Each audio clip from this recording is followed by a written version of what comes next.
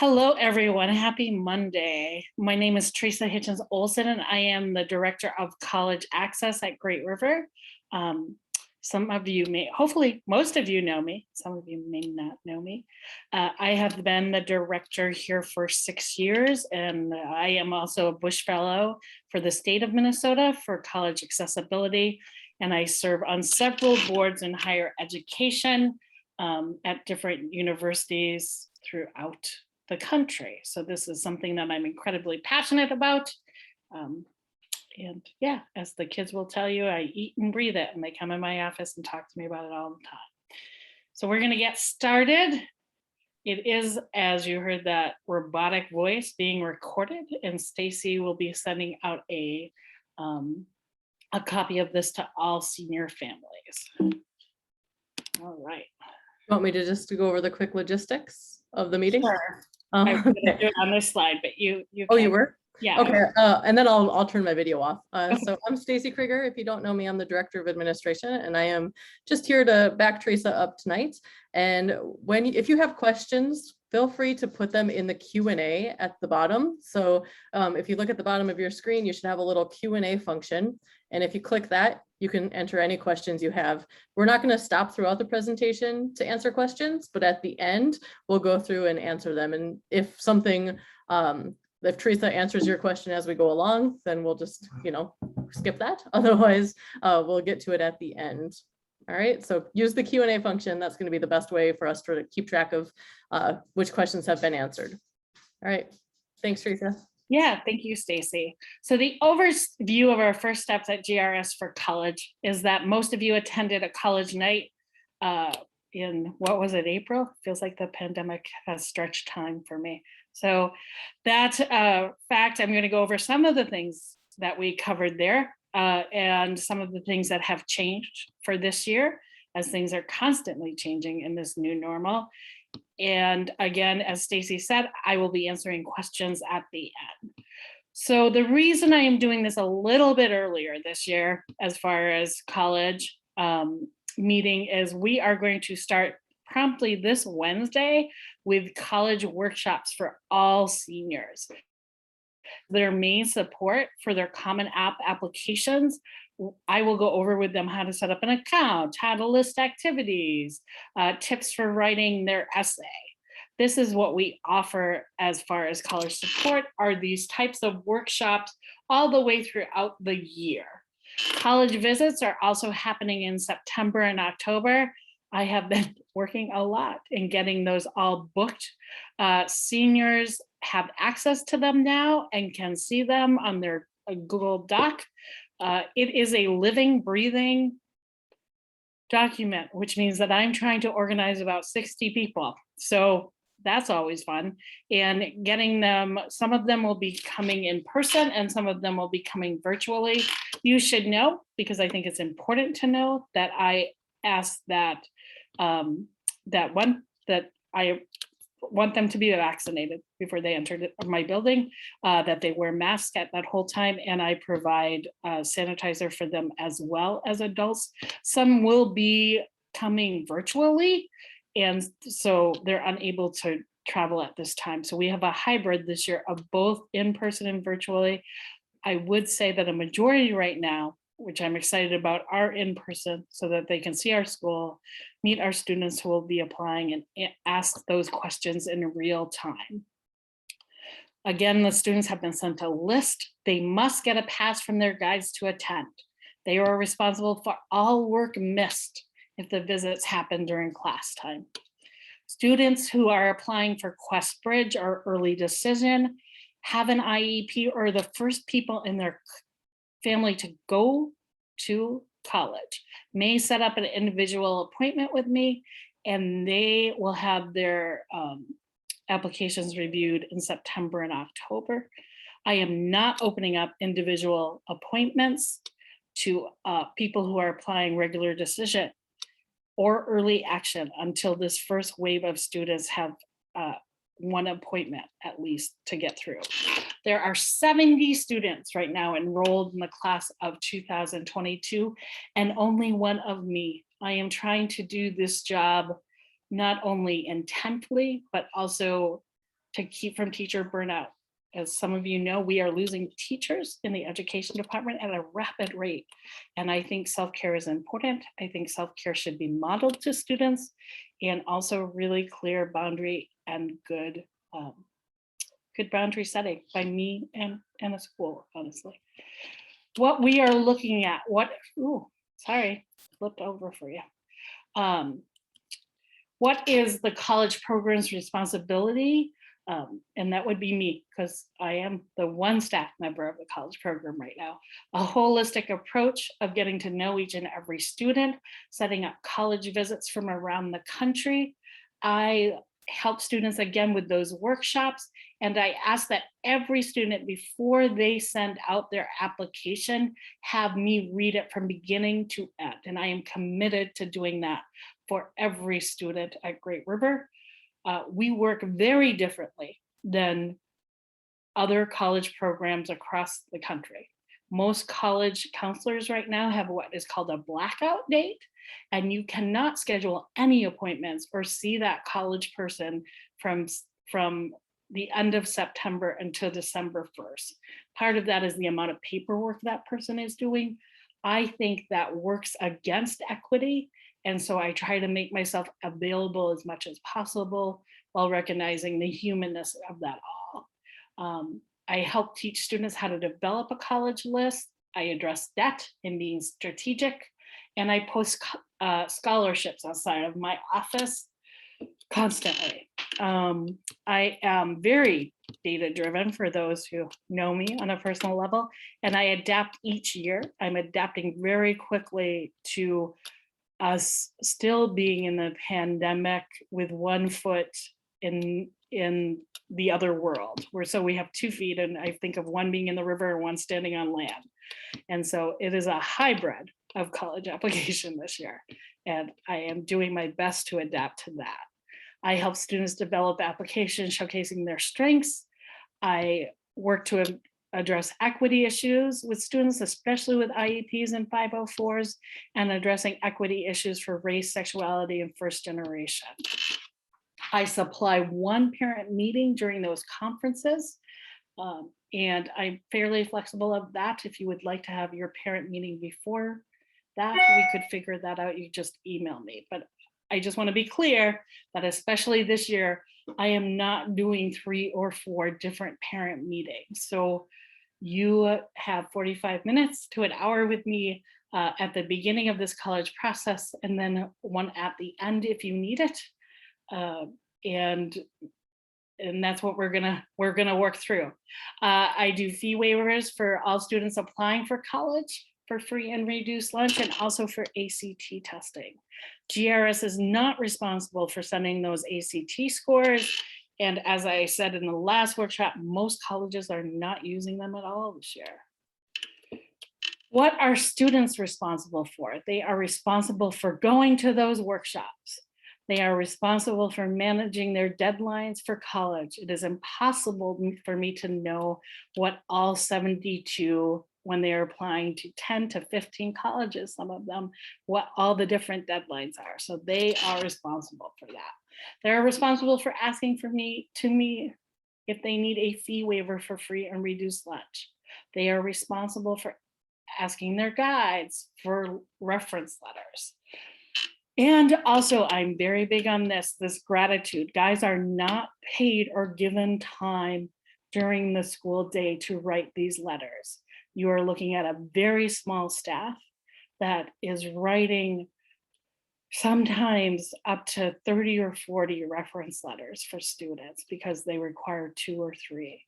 So I ask every student to do an act of gratitude, whether it be a thank you note, whether it be a bar of chocolate, whether it be setting up their room for the teacher or doing something extra.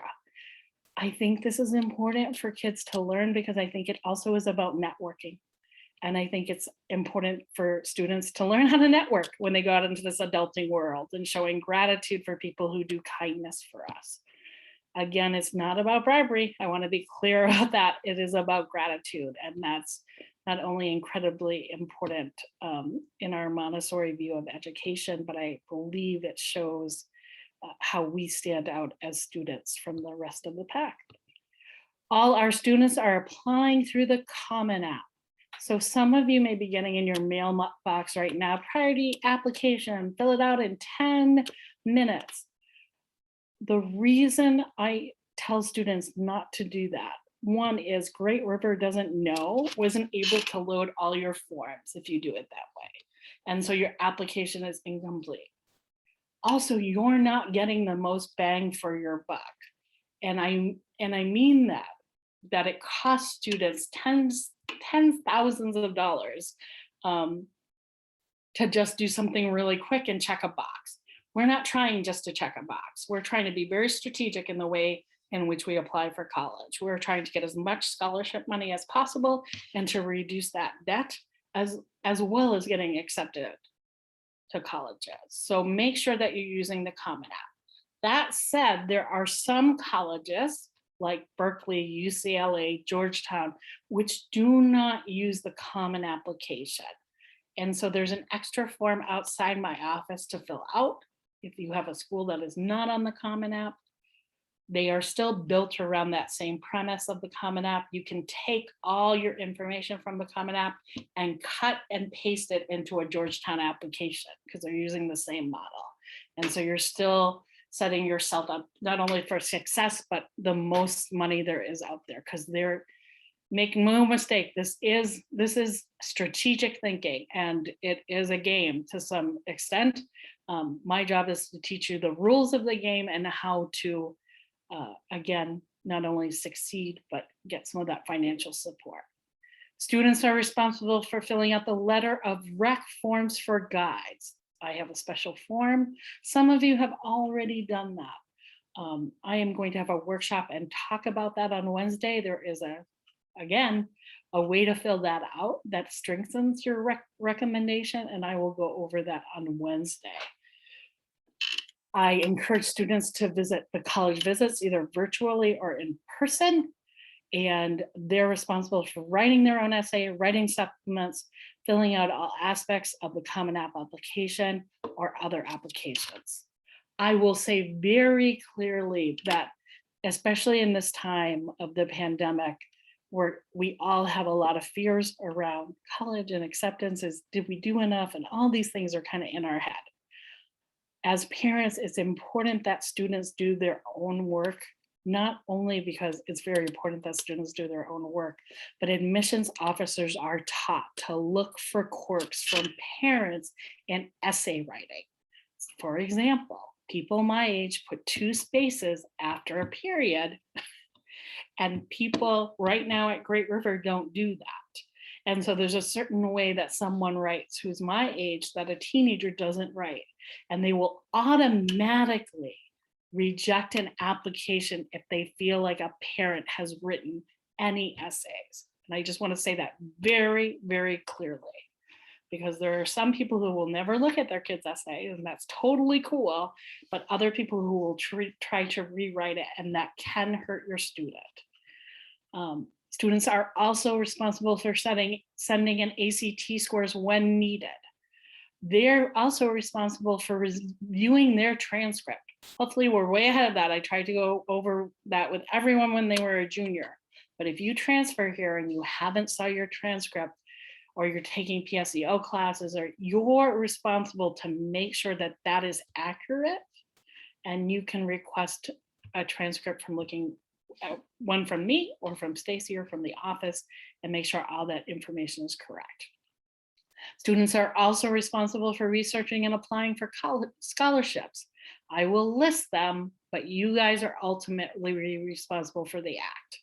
You're responsible for checking that college board outside my office, respecting availability from that 8:30 to 3:30 Monday through Friday, and reading all emails from the college office, which is me. Adapting, you are responsible to adapting and opening those doors for yourself in March, and not putting all your eggs into one basket. So we should have multiple plans, not just one plan. All right.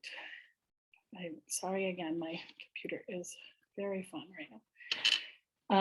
What should you all be doing? You should be having conversations at home about college. You should be letting your kids reinvent themselves. This is super important because you all have been your students, sometimes your main teachers during this COVID time. And some of you have seen great things. Some of you have seen things that you're like, how will this kid ever go to school? And I would say even now with children who have gone all the way through Great River and gone to college and uh, gone on to get their masters, is sometimes I'm shocked because they have different behaviors at home than they do with me. And that's kind of beautiful. I have a student who, I have a kid who never slept over at anyone's house and went on to major in global health and travel all over the world, but she didn't once do a successful sleepover. And if I thought about that in high school when she was applying for colleges, I would have said, there's no way she's going to travel all over the world. But she did that. She reinvented herself, and she is different than with me as a mom than she is as a professional. My other daughter never cleans her room, but somehow manages multi-million-dollar databases and is incredibly organized, but she still can't put her clothes away. So those are things that we have to think about with our kids and give them that freedom to reinvent themselves in this college process. I have been doing this a while now, and I will say I have had students who were incredibly successful in college who high school wasn't their time. Right? They just needed to mature a lot with that muscle, especially around work avoidance. And once they got to college, they were great. And it was really different experience for them. So just be careful not to write your kids' futures, or for students not to write your own futures just based on one experience for the last 4 years. It will give you clues, but it doesn't define you. Again, guardians are responsible for filling out that FAFSA and CSS profile. We have a Great River College page on Facebook. I try to put stuff up there. If you would like to look at it, you are more than welcome to see all the scholarships that are going up in those articles. Parents are responsible for that availability from 8:30 to 3:30, Monday through Friday. And again, I'm going to be really good about that this year. If you write me an epistle on Saturday, I am not going to answer it back most likely until Monday when I'm back at school. Encouraging the college tours, either virtually or in person for your student. Let your student dream, but also struggle. And supporting your students in doing their own work. Letting your child practice being an adult, letting them practice writing emails, letting them practice interviewing, developing passions, and learning about this life balance that we are all still honestly practicing. Understanding that this workload, especially for those IB diploma candidates, are fast and furious during September through January. So I personally wouldn't be planning any trips during this time or any big life changes. They have a lot of work to get through. Be open to the ideas and having conversations and work as a team. Support them with organization, but don't overshadow them with organization. Support them with scholarships again, but don't overshadow them because they again have a huge workload. And email when you have questions a reasonable amount. And then college in the time of COVID and what has changed for us. This is changing constantly. Research matters. I'm constantly looking at data of who was successful last year, what colleges took into account, whether the essay had more pull over the activities, those types of things. You may not always see me at Great River, and some of that is because I am sitting then with admissions officers. I have about 15 appointments in the next month to meet with admissions people and see how they're going to read this next wave of applications and what exactly they're looking for so that I can pass that info on to your student. Adaption is the key and needed by everyone. ACT scores have been waived for almost all colleges. If ACT is waived for acceptance, it is waived for scholarships. I will say this again, ACT is like sprinkles on the cookie. If your student or you are a wonderful ACT tester and it will add sprinkles to your cookie, it is something you should take for sure. But if it's something that you've taken practice test, you've taken it 2 or 3 times, it is not the way that you show your intellect, because we're all different, then this time actually has been working well for not those traditional testers. And we saw last year a huge increase in people getting into places they had never had access before because of this waiving of ACT. And I think it's going away, is what it looks like. Visiting fly-in programs. For those of you who do not know what a visiting fly-in program is, colleges across the country are recruiting based on first generation and diversity status for these fly-in programs. They have been adapted, some are online, some are still in, they will still fly you out to see the school. They are absolutely free. Again, they're focusing on those lower income, first generation or people of color, but there are hundreds of them to apply for. I would also say sometimes with partnerships, after you have been accepted, we have had Earlham College in the past pay for every GRS student who was accepted a flight down to see their program. So sometimes with these partnerships, there's ability to do that. Demonstrated interest still counts. College fairs are still happening. Minnehaha Academy has the Independent College Fair on October 10th from 12 to 3. That is going to be happening. And we also have college tours near us. St. Olaf has a drive-through tour. And we also have access to college coaches throughout Minnesota. I am an independent college coach, and I also have a list of other people who do this. That is very much a one-on-one through every aspect of the college application. It kind of works like a personal trainer. But it's very different than the guidance counselor thing. So the community and connection matter. Use your thank yous, especially with those admissions officers that are coming. Read your fine print and map out those deadlines.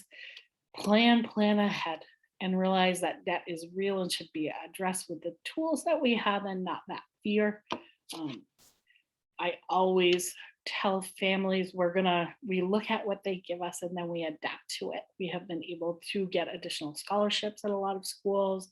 We've been able to get matching. So if one school gives you more money, but your student feels like they would be successful at another school's, 9 times out of 10, they will match that financial aid package. Use your IB advantage. IB test and full IB diplomas count across the board. There are some schools like the University of Florida and Bard that will give you almost a full year off college for attending. Use those credits, your school choices, and this great Montessori brain and love of learning that hopefully you have after coming through GRS. Keep dates of your records and passwords and etc. So it's impossible for me, again, to know what password you set up with UCLA because I don't have access to everybody's databases. So have a place that you can store those. And Stace, that is the end, I believe. Great. So Q&A time. There's 3 questions so far, but if you have more questions, please throw them in. The first question is, what time on Wednesdays are the workshops? Wondering because of Wednesday internships. Yeah, so that's why we started them in September. They are, I believe, if your last name is from A to L, it's from 10 to 11. And that's to get smaller groups in those rooms with me so that I don't have all the students at the same time. And then from L to Z, if your last name, it's 11 to noon. So 10 to 11, 11 to noon. I've had a couple students who have contacted me because they've had internships, and I will be sending them the slideshow. Great. Brett Mitchlich asks, what's a wonderful ACT and SAT score? Huh, that's interesting. It's a big variable. That's a great question. you can look at what's called a median, and that's what the average HCT score for that school gives you. The important thing to think about with college applications is that you want it to read all the way across. So, for example, my daughters are horrible standardized test takers, but great GPAs. So if you have a GPA that's a 4.0, they're looking at a ACT score probably in that 28 up to 30, 31, 32. If they have a low ACT score, like a 24, 25, that doesn't read all the way across and actually hurts their application to put that in. So if you have the choice to not put that in, you definitely don't have to report it. So you can take the ACT and not report it. And so those are lower scores for a GPA like that. Linda asks, is college coaching free? No. So college coaching is separate again than GRS. I have a list of college coaches and they vary from rates. So it's kind of like a tutor. So everybody tutors differently. There's two questions about the FAFSA. Susan asks, when should parents complete the FAFSA? And Hannah asks, when do the FAFSA forms come out? Oh, did I miss the FAFSA slide? It opens in October 1st. It will, and so does the CSS profile. I'm going to go back and see if I missed the FAFSA slide. Sorry. Yeah, that was, here we go. Knew it seemed short to me. Can we all see that? Great question, Susan. So it opens October 1st. It is based on your last year's filed taxes. Again, I've talked to parents about how to read that how to pay wholesale for college. That is super helpful. Every family should fill out the FAFSA regardless if you think you're going to get any aid from it or not. Every school requires the FAFSA and not all schools require the CSS profile. And I have put a link, again, Stacey's going to share this slideshow with you, that's going to walk you through step by step on how to fill out the FAFSA. I would say do not over-report. Some tricks to know about filling out the FAFSA is that a lot of people do their estimated of their homes, right? So they say what they believe their home is worth. What you should do is do what the taxable value is of your home, because that's a lower thing. Also in the FAFSA, you're making sure the same as the CSS profile that any assets are in your name and not in your student's name, because it counts against you. Those assets are in there. I'm happy to answer any questions.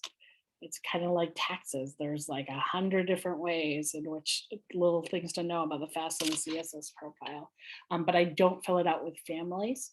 The other thing to know about the FAFSA is that if you have more than 10 schools, you need to delete some of them to add more schools. Be strategic and don't rush to report, as I said.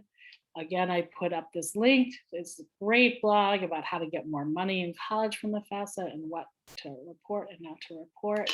The CSS profile, so separate form, that is not every college requires it, and you should only send it to the ones who do. So in Minnesota, the University of Minnesota does not require it. St. Olaf does require it. Carleton does require it. Gustavus doesn't require it. Hamlin doesn't require it. So there are some schools like McAllister and Carleton that do, and it is a more in-depth look at what your assets are and that whole money picture. So again, that going by that taxable value, having assets in parents' names, and don't rush to over-report. You want to watch your deadlines with the FAFSA and CSS profile. They are different for every school, and they are different if you apply early action, early decision, regular decision. All those deadlines are affected. Teresa, Heather Thomas asks or says, maybe you missed the slide about deadlines before the FAFSA slide. Yeah, I did. So these are your big college timelines, that November 1st for early decision. So for those of you who do not know what early decision is, it is a binding agreement with a college, except unless they do not give you enough money to attend. So if it's not financially feasible for you and your family, then you can reject your early decision. Early decisions are super important for acceptance, and the fact that this has changed dramatically in the last 2 or 3 years. It has almost doubled the amount of students who are applying early decision, and some schools are filling up to 70% of their student body with early decision candidates.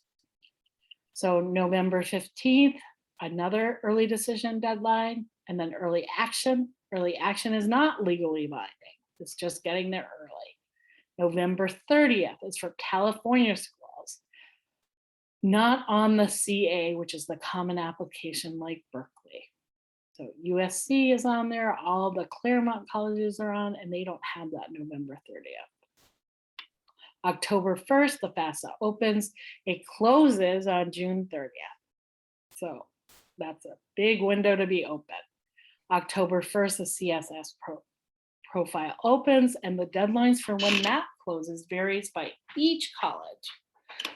December 1st is priority deadlines for some scholarships. December 15th is priority deadlines for most public universities, including the U of M. December 30th is deadlines for regular decision, and school is closed. January 1st is deadlines for another wave of early decision. Again, school is closed. January 15th is deadlines for that second early decision and regular decision deadlines for some schools.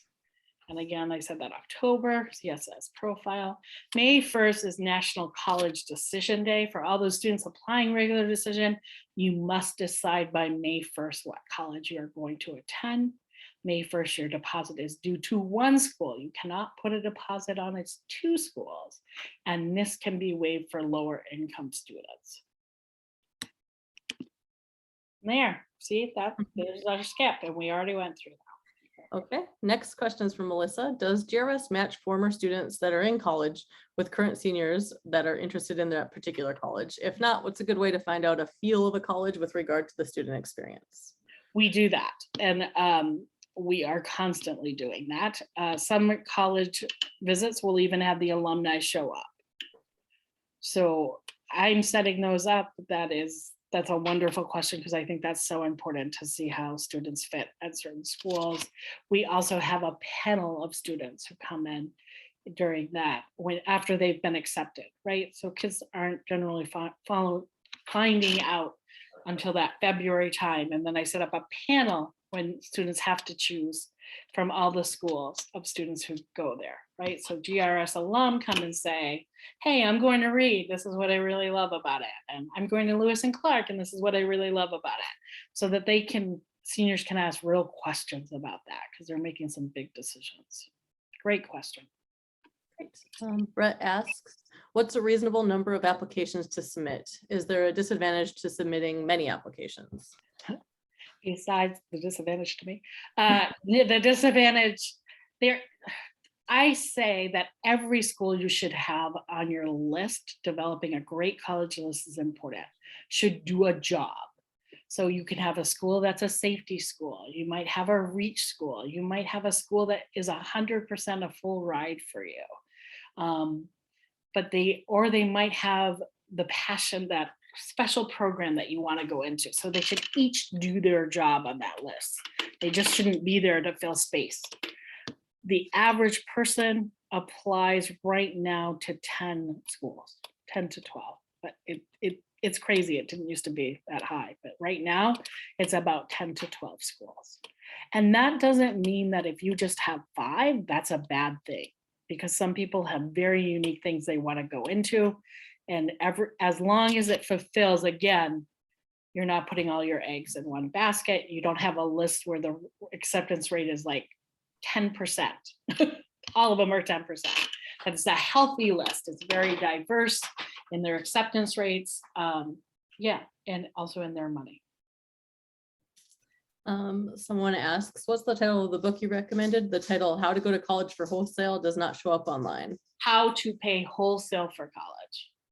And there's a couple copies of it at the GRS College office that also your student can stop in and borrow anytime they want to. And Amazon has it on Kindle for free. So you can, if you log into your Kindle. Are there any other questions? I would say on that book, I've been told, but I've read it a couple times, it is a very misogynistic in some ways white view. And that is the only book that I have that is going in till I write it, going into the depth of those financial things at a level that is important to know. So I'm sorry if you find another better book that will have less that lens, I would love to know about it. Ting says, is there a place students can pick up the LOR form you mentioned? Yeah, so it's online on Schoology right now, and there are paper copies right outside my office. And I am gonna talk about that on the workshop on Wednesday, and they'll have access to that as well.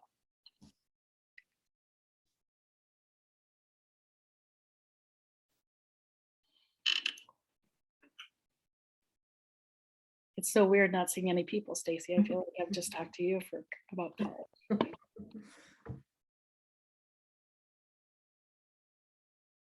What Any- college did you go to, Teresa?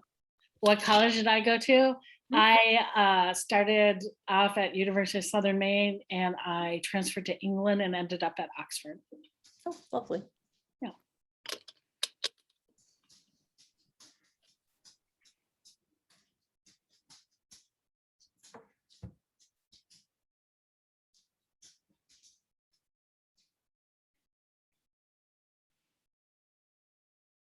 Any other questions?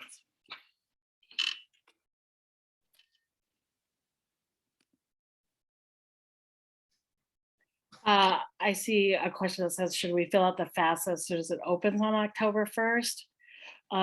Honestly, I would wait a little bit. I would read the book and kind of have a strategy about it, because it is hard to undo it if you make mistakes. And so make sure you're watching the YouTube video. There's no advantage to rushing to it quickly. So they hold that open again all the way till June 30th. Of course, you want it in there. I tell families the deadline, usually if you have it done before the holiday break starts, you're doing well. Lillian asks Stacy College, which I'm assuming means what college did I go to? I went to South Dakota State University for undergrad. I did not have a Teresa at my school. It was very much like I just got lucky, and because I had a decent AACT score and GPA, they just let me into all the South Dakota State schools, and I went to that one. For grad school, however, I applied to 5 colleges, 5 different universities, had my reach schools, and I ended up getting into all of them. And I ended up going to the University of Connecticut in Hartford. So that was a much more traditional, how do you get into college was my grad school. Hannah Walseth says, are the international college deadlines different? They are totally different, and they vary again by school. Some of the international colleges are on the Common App and some are not. They have their own application, so it depends which ones you're looking at. But they go on a more European schedule, and for the most part, they're not even letting you know you're accepted until the end of May. So, and aid doesn't always carry over for international schools, because the FAFSA is a federal program, and federal is the United States. Melissa asks, how did last year go for GR students at college with regard to COVID? Should students consider a gap year? A lot of seniors last year seemed to take one. We were actually lower if you look at the national average for gap years. If you're upstairs at all in the adolescent wing, you can see where every single student went to college. I have this really cool map that I'm very proud about. And you'll see that I believe it was about 2 or 3 students who took a gap year. Most went directly. That wasn't true of the year before, but this year they did incredibly well. We had our first students at Brown and Berkeley this year, and I would say that we increased scholarships and aid than we had the previous year as well. So I'm very proud of last year because it was the hardest time, I think. So they adapted really well and they were kind as a class, which I hope this class will be as well. I think one of the things that is really important is we're not all competing against each other. When Great River students do well, we all really do well in those connections. As I talk about, we have students, alumni right now at the United Nations. We have alumni who are lawyers and going to law school who, graduated, and we have people all over the world. We have somebody doing sex education in Morocco right now. I feel incredibly privileged and lucky to know them and to watch what they're doing in the world, to be still in contact. I like that a lot. Ting asks, can I start working on this FAFSA and just save it and keep working on it and then hit submit when you're satisfied? Or do you have to do it all at once? I believe you can save it. But most people do it in that one sitting with their taxes. Again, I think it is helpful to get all the big information. So I think it's important to watch that YouTube video and to go all the way through. You also can update the FAFSA with any changes. They will again look at your taxes from the next year, right? So you'll have taxes this year. They'll look at that and adapt. But people tend to over-report instead of under-report, and that over-reporting really hurts you. Jonathan Kirsch says he came in late. Can you share resources again? And I believe the answer to that, Jonathan, is that we are recording this. And so the recording and the PowerPoint will become available probably tomorrow. We'll get them sent out. I saw that someone asked, do I have the names of colleges that will be visiting GRS? It is definitely on that Google Doc. There are everyone and it varies. It is, again, I work incredibly hard on this, and they are throughout the United States and internationally. And so they vary all the way from the University of Minnesota into, I just talked to the University of Michigan and Stanford this week, and Columbia as well this week. And so I'm trying to get as many people to give, because I know I'm very aware that it's difficult. Not everybody has the resources to travel, and that it's not as safe to travel in a previous year as it would have been in a previous year. And so those are things I'm really taking in consideration and trying to adapt to as a counselor. Janet is confirming that FAFSA does allow you to save your work and come back later. Yeah. I just don't know how long. That's why I kind of hesitated on that question. I know you can do it. I've had people do it for a week or so, but I don't know if you saved it for a month, if it would still be exactly the same as when you left it.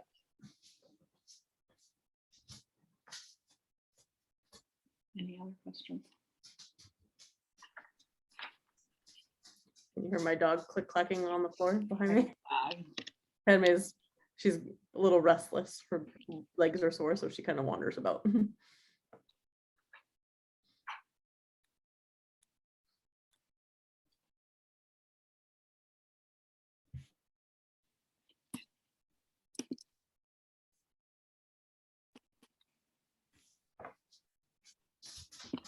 I'm just gonna, do I still have screen access? And I just show this, what it looks like right now. So this is a living document of those college visits. The first people are coming are Hamlin, they don't have to walk far. And then you have Emerson. Columbia is a virtual visit at 7 p.m. and I sent students an invite for that. They are including GRS with a couple other schools in that presentation.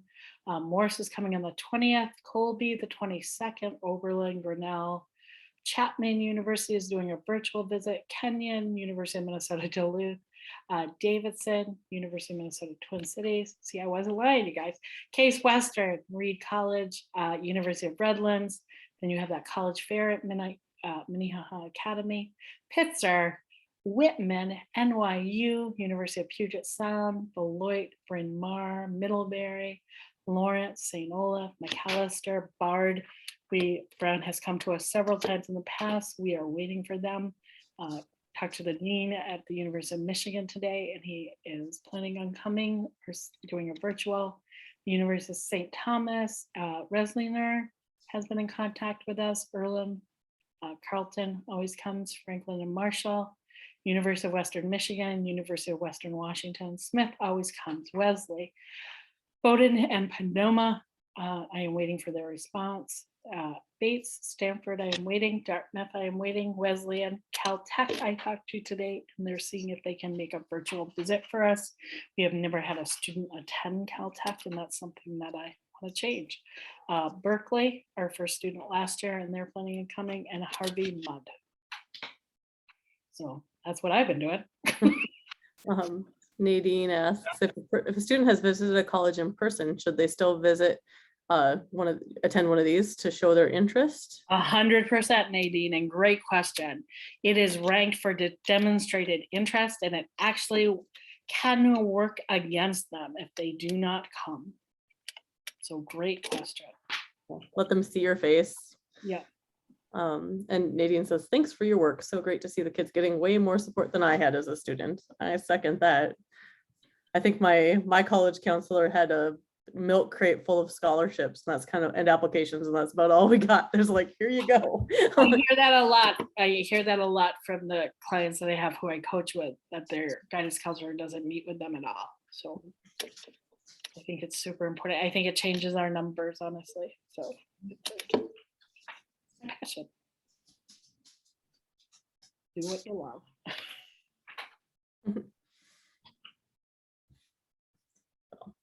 Our students are very lucky to have you.